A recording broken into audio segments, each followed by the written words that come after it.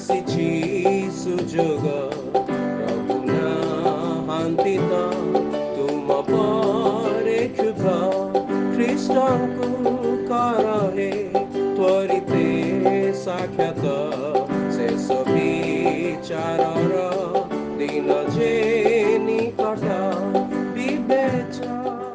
ପ୍ରିୟ ଶ୍ରୋତା ବନ୍ଧୁ, ପ୍ରଭୁ ଶ୍ରୀଖ୍ରୀଷ୍ଟଙ୍କ ମହତ୍ ନାମରେ ଆପଣଙ୍କୁ ଶୁଭେଚ୍ଛା। ପବିତ୍ର ବାଇବଲର ମାଥିଉ ଲିଖିତ ସୁସମାଚାର 3 ଅଧ୍ୟାୟର ପ୍ରଥମ ଓ ଦ୍ୱିତୀୟ ପଦରେ ଆମମାନେ ଏହିପରି ପାଠ କରୁ। ସେହି କାଳରେ ବାପ୍ତିଜକ ଯୋହନ ଉପସ୍ଥିତ ହୋଇ ଜିହୁଦା ପ୍ରଦେଶର ପ୍ରାନ୍ତରରେ ଘୋଷଣା କରି କହିବାକୁ ଲାଗିଲେ, ମନ ପରିବର୍ତ୍ତନ କର, କାରଣ ସ୍ୱର୍ଗ ରାଜ୍ୟ ସନ୍ନିକଟ।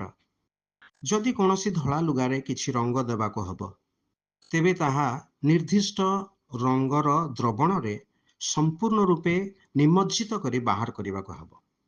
ଏହି କାର୍ଯ୍ୟକୁ ଗ୍ରୀକ୍ ଭାଷାରେ ବାପ୍ତିସ୍ମ ବୋଲି କୁହାଯାଏ।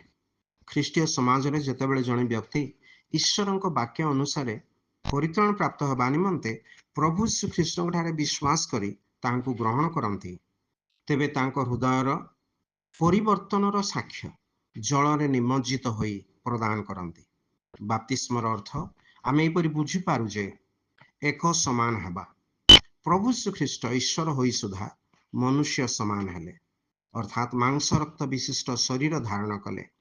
ସେ ନିର୍ଦ୍ଦୋଷ ନିଷ୍କଳଙ୍କ ହୋଇ ସୁଦ୍ଧା ମନୁଷ୍ୟର ପାପର ବୋଝ ଆପେ ବହନ କରି କ୍ରୁଶରେ ମୃତ୍ୟୁବରଣ କଲେ। ତୃତୀୟ ଦିନରେ ମୃତମାନଙ୍କ ମଧ୍ୟରୁ ଉତ୍ଥିତ ହେଲେ। ଯେପରି ଯେ କେହି ପ୍ରଭୁ ଶ୍ରୀଖ୍ରୀଷ୍ଟଙ୍କ ଠାରେ ଓ ତାହାଙ୍କ ମୃତ୍ୟୁରେ ବିଶ୍ୱାସ କରେ, ସେ ସ୍ୱୀକାର କରେ ଯେ ପ୍ରଭୁ ଶ୍ରୀଖ୍ରୀଷ୍ଟ ମୋ ପାଇଁ କ୍ରୁଶରେ ବଳି ହେଲେ। ଏହାକୁ ଆମେ ପ୍ରଭୁ ଶ୍ରୀଖ୍ରୀଷ୍ଟଙ୍କ କ୍ରୁଶର ମୃତ୍ୟୁର ବାପ୍ତିସ୍ମ ବୋଲି କହୁ। ଯିଏ ପ୍ରଭୁ ଶ୍ରୀଖ୍ରୀଷ୍ଟଙ୍କ ମୃତ୍ୟୁର ବାପ୍ତିସ୍ମ ପାଏ, ସେ ପ୍ରଭୁ ଯୀଶୁଙ୍କ ସହିତ ସମାଧି ପ୍ରାପ୍ତ ହୁଏ ତଥା ତାହାଙ୍କ ସହିତ ପୁନରୁତ୍ଥିତ ମଧ୍ୟ ହୁଏ। ଅର୍ଥାତ୍ ସେ ପାପ ପ୍ରତି ମୃତ ହୋଇ ଈଶ୍ୱରଙ୍କ ଗୌରବ ପାଇଁ ଜୀବିତ ହୁଏ।